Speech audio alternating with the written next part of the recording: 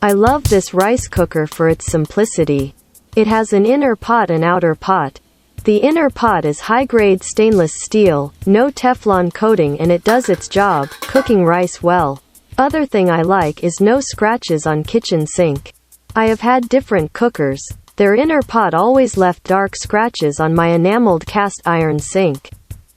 Although these scratches can be easily removed, they seem to be annoying.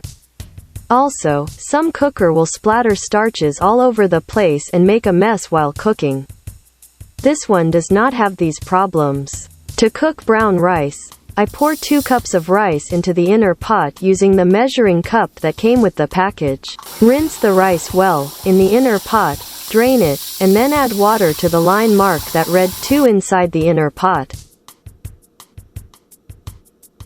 Add 2 cups of water into the outer pot. Unlike other cookers, this cooker uses non-direct cooking, so water is necessary for the outer pot. Place inner pot inside the cooker, and close the lid.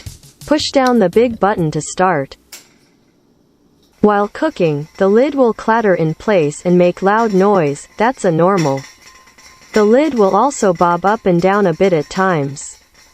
It takes about 34 minutes to complete cooking. When it's done, let it rest for at least 10 minutes before opening the lid.